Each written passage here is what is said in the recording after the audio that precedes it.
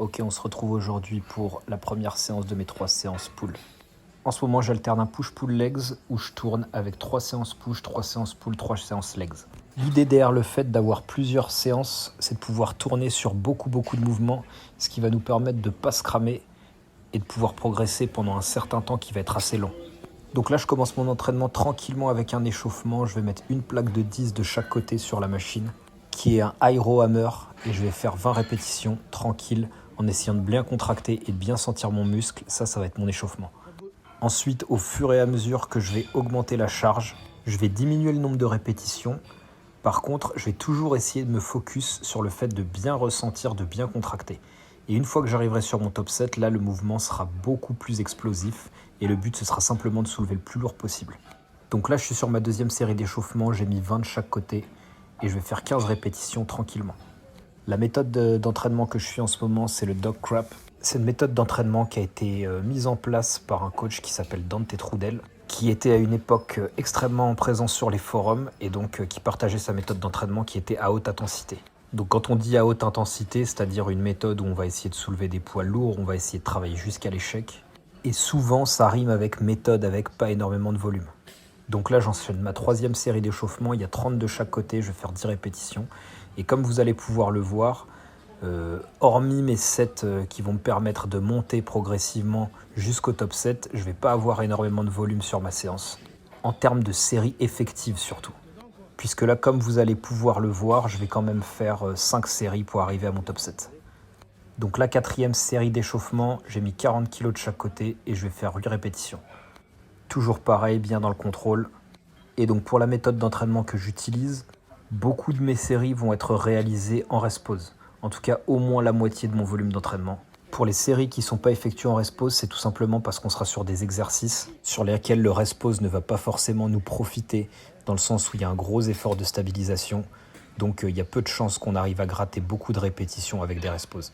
Donc le principe de rest pause pour ces séries, il est assez simple, comme vous allez pouvoir le voir ici sur mon top 7. Juste avant, j'ai fait une série de 5 à 50 kg et là j'attaque mon top 7 donc avec 78,75 précisément de chaque côté. Je vais faire 9 répétitions pour la première série et ensuite, comme vous allez pouvoir le voir, je vais prendre un rest pause. Donc le rest pause, c'est simple, c'est une quinzaine de respirations. Donc pendant cette quinzaine de respirations, je repose la charge. L'avantage d'être sur une machine, c'est qu'il n'y a quasiment aucun besoin de stabiliser. Donc je vais pouvoir bien me reposer entre guillemets pendant ce rest pause et pouvoir enchaîner. L'idée derrière ça, donc, c'est d'avoir une haute intensité, donc de manipuler des poids lourds et de rajouter de l'intensification, ce qui n'est pas la même chose. L'intensification, ça va être par exemple le rest pause ici dans ce cas-là, où on va aller chercher encore plus loin que l'échec, puisque là, comme vous avez pu le voir, au bout de 9 répétitions, je suis à l'échec. Donc je me repose un petit peu, une quinzaine de respirations, et là je vais enchaîner de nouveau. Donc là je vais faire 5 répétitions, et ensuite j'aurai de nouveau une quinzaine de respirations de repos, et je ferai 3 répétitions. L'idée c'est donc d'aller à l'échec et de dépasser l'échec justement grâce au rest pause, qui va nous permettre de gratter un petit peu plus de répétitions avec notre poids de travail. Pour cette méthode d'entraînement, comme pour toutes les méthodes normalement, on va se focaliser sur notre progression. Donc moi je me focalise sur la progression simplement de la première partie de ma série en fait. Donc là j'ai noté que j'avais fait 9 répétitions, 5 répétitions, 3 répétitions à 78,75. Et ce que je vais faire à la prochaine séance, c'est que je vais rajouter un 25 de plus, donc je passerai à 80. Et en parallèle de ça, je vais essayer de battre mes répétitions. Donc il y a des moments où j'y arrive, il y a d'autres moments où j'arrive à égaler. Et il y a aussi des moments où je me heurte à un mur, comme vous allez pouvoir le voir dans cette série de vidéos. J'ai commencé par un exercice qui focus bien mon grand dorsal parce que c'est ce que moi je souhaite développer en premier. Là j'enchaîne avec un rowing. Donc là c'est un rowing bar, j'ai fait 10 répétitions à 60 kg pour m'échauffer. Ensuite là on arrive à 100 kg, je vais faire 5 répétitions. Et ensuite je ferai 2 répétitions à 120. Après ça j'attaquerai mon top 7. J'aurais pu faire un rowing sur une machine. J'ai 2 inconvénients me concernant, c'est que les rowing machines j'arrive très facilement à blinder les plaques et donc je peux plus tellement progresser. Et la deuxième raison, c'est que pour moi, le libre, ça a toujours très bien fonctionné sur le dos. Donc j'ai beaucoup d'affection pour les rowings qui vont être effectués en libre. Donc là, comme vous pouvez le voir, on est sur ma dernière série d'échauffement, donc qui sera ma 3e série d'échauffement en fait pour mon rowing, où j'ai fait 2 répétitions à 120 kg. Donc là, j'attaque mon top 7 à 157,5 kg. Donc comme vous pouvez le voir, je sors tout l'équipement, la ceinture, les straps. Donc je vais essayer d'aller chercher un max de reps J'augmente le poids de 2,5 toutes les semaines. Et comme je vous l'ai dit, à chaque fois, j'essaye au moins d'égaler mon nombre de répétitions. Donc là, j'ai perdu une répétition. Comme vous allez pouvoir le voir, j'en ai fait que 7.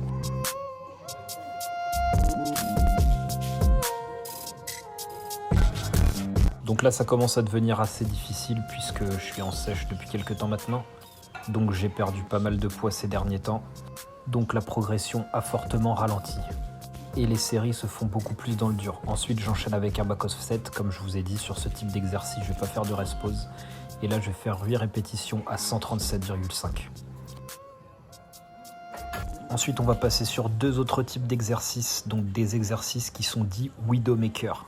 Donc dans la méthode Dogtrap, ce qui est appelé série Widowmaker, c'est soit des séries de 20 pour les jambes, soit des séries de 30 pour rattraper des points faibles. Donc l'idée en fait c'est de commencer avec un poids avec lequel on pourra effectuer 30 répétitions sans rest pause. Donc là comme vous pouvez le voir, je vais effectuer pile poil 30 répétitions. J'en suis pas à ma première rotation, mais j'ai mis un petit peu de temps à trouver le bon poids pour pouvoir effectuer ces 30 répétitions. Là je l'ai trouvé, donc je vais effectuer 30 répétitions. Ce qui va se passer au fur et à mesure des semaines, c'est que je vais augmenter le poids à chaque fois. Et l'idée, c'est d'essayer de se rapprocher un maximum des 30 répétitions. Donc bien sûr, le poids va dropper de plus en plus, il va baisser de plus en plus, ça va être de plus en plus difficile. Et ce qu'il va falloir faire, c'est vraiment augmenter le poids à chaque séance. Et lorsqu'on arrive autour d'une dizaine de répétitions, normalement, on devrait avoir remonté le poids de façon assez conséquente. Ça nous aura permis de faire pas mal de gains, d'avoir gagné pas mal de force sur des séries plutôt très longues. En tout cas, quand on reste dans la fourchette, on va dire 30-15 répétitions.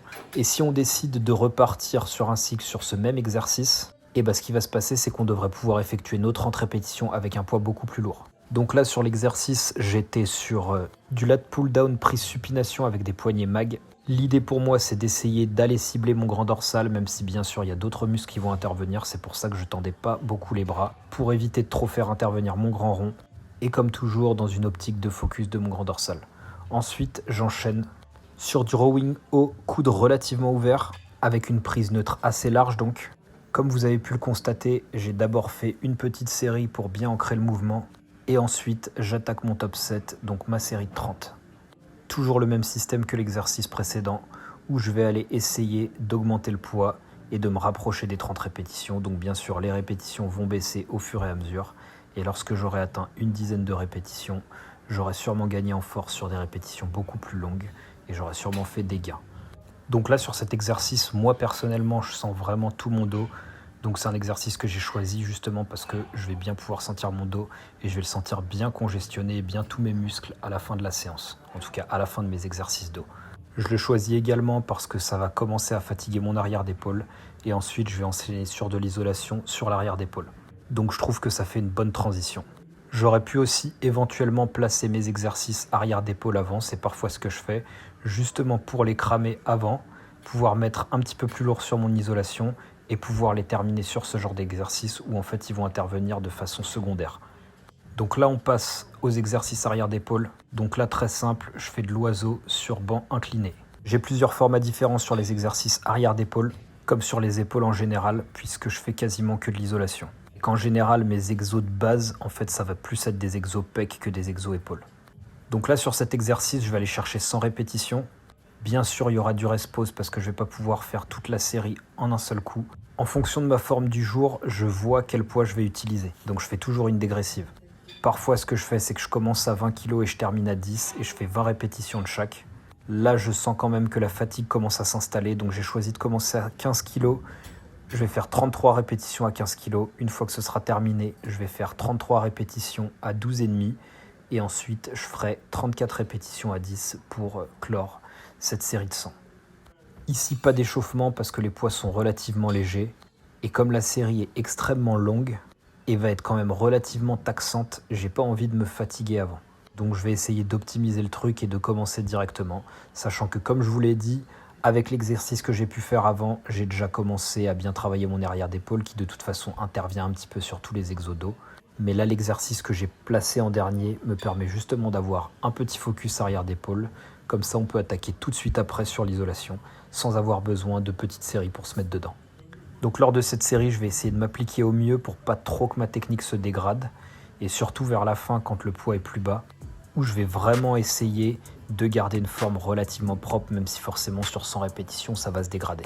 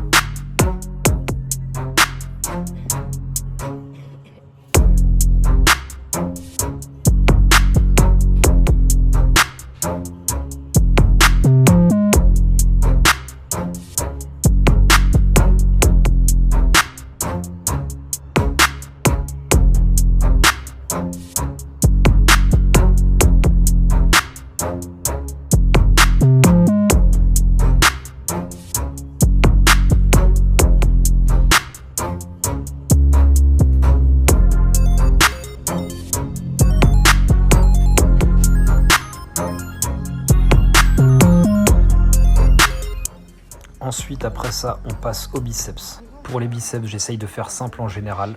2 ou 3 exercices avec des angles plutôt différents. Quand je dis des angles différents, ça va être la position de la main ou la position du coude par rapport au corps.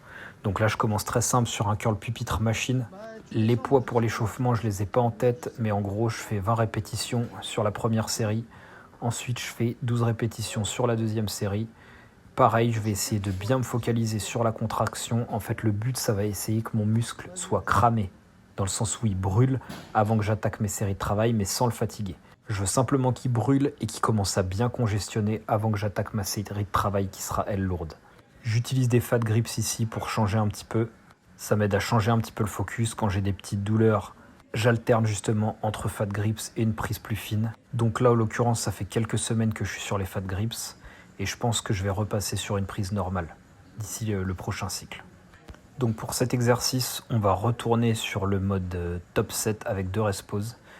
Donc lorsque j'arriverai à mon top set, et bien comme pour le premier exercice dos, ce que je vais faire, c'est que mon top set sera découpé en 3 parties. Donc une première où je ferai un maximum de répétitions, ensuite une quinzaine de respirations, de nouveau un maximum de répétitions et encore de nouveau une quinzaine de respirations et de nouveau le maximum de répétitions. Sur les biceps, j'ai 2 approches. Une approche où je vais essayer de progresser en poids et d'arriver assez lourd, assez rapidement, quitte à faire baisser le nombre de répétitions. Donc du coup, sur la première partie de mon top set, je pourrais arriver jusqu'à entre 6 et 8 répétitions. Et en général, ce que je fais à partir de là, c'est que les séances d'après, je vais aller baisser le poids et je vais aller chercher beaucoup plus loin dans les répétitions. Donc là, je suis dans ma phase où en gros, je travaille plus léger entre guillemets au biceps. Donc ce que je vais faire, c'est que je vais aller chercher plus des répétitions que du poids. Et donc l'idée pour moi, ça va être sur la première partie de mon top set, d'essayer de faire une vingtaine de répétitions. Et j'augmenterai le poids que lorsque j'aurai réussi à faire une vingtaine de répétitions sur la première partie de mon top set. Donc là, j'attaque le deuxième bras pour une vingtaine de répétitions. Mais là, on est sur l'échauffement. Donc là, j'attaque mon top set, c'est la seule série où je vais noter le poids. D'ailleurs, en général, je note pas mes poids à l'échauffement. Je les ai notés simplement pour la vidéo. Mais globalement, je m'échauffe selon comment je me sens. Donc je vais faire plus ou moins de séries de chauffe. Là, en l'occurrence, pour les biceps, j'en fais pas énormément parce que je me sens déjà chaud. Et le fait de faire des séries assez longues, mes biceps ont tendance à chauffer assez vite. Donc c'est bon pour moi. Donc sur ce top set, j'ai fait 14 répétitions sur la première partie de mes séries, puis 5, puis 3. Ce top set, je l'ai fait à 60. Donc comme je vous ai dit, sur les machines comme ça, les machines à plaques, le poids pour moi c'est simplement un indicateur de la progression, mais ça ne veut pas forcément dire grand chose, donc je vais le noter surtout pour savoir où j'en suis et savoir comment je vais progresser. La seule chose qui va m'intéresser, c'est de savoir si le poids il est en kilos ou en livres pour adapter ma progression, puisqu'en fait je vais rajouter des petites plaques de 1,25, de 2,5. Donc juste pour que mes gaps soient cohérents, j'essaye simplement de savoir si elles sont en kilos ou en livres. Donc 14 répétitions sur la première partie de ma série. J'ai pris mes 15 respirations. Là je vais aller faire 5 répétitions. Et ensuite je vais de nouveau prendre 15 respirations et je vais faire 3 répétitions. Donc bien sûr à chaque fois jusqu'à l'échec, je note tout, mais je me base simplement sur la première partie de ma série. Et en fonction de ma progression sur la première partie de ma série, je vais aller voir ce que j'ai fait sur les rest-pauses, simplement pour voir s'il y a une cohérence. Par exemple, si j'ai beaucoup progressé en répétition sur la première série et que j'ai beaucoup baissé sur les autres, eh bien je calcule le nombre de reps total et je me dis que c'est quand même acceptable. Et à l'inverse, si j'ai peu progressé sur la première série, mais que j'ai fait beaucoup mieux sur les autres séries, ça va aussi m'aider à savoir si au total, j'ai soulevé plus de poids. Comme les séries sont un peu longues, je vais vous passer le deuxième bras en accéléré et ce sera bon.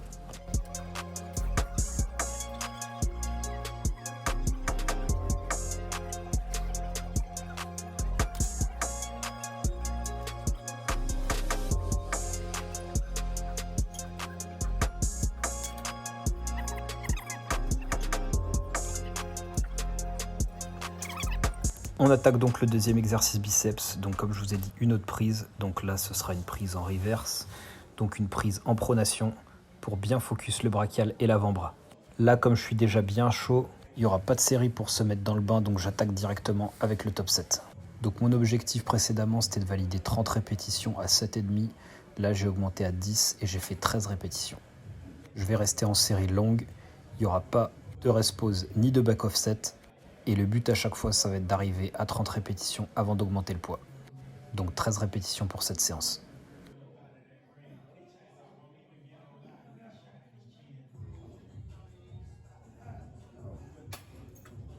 Je termine par un exercice où je me fais simplement plaisir. Je vais faire du curl marteau en unilatéral.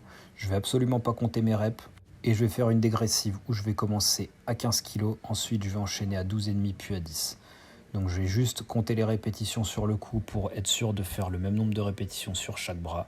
Mais à part ça, comme c'est un exercice que je fais juste à la fin, simplement pour congestionner un peu plus et focus un petit peu plus mon avant-bras et mon brachial, eh bien je ne vais pas essayer de traquer cet exercice ni essayer de progresser dessus. Donc voilà à quoi ressemble la première séance pull de mon stick push-pull legs. Comme je vous ai dit, j'ai 3 rotations pour chaque séance. Donc dans d'autres vidéos, je vous présenterai les autres rotations. Alors si ça vous a plu et que vous voulez connaître mes autres séances, n'hésitez pas à vous abonner, à liker. Si vous avez des questions, mettez-les en commentaire. Et on se retrouve pour la prochaine séance.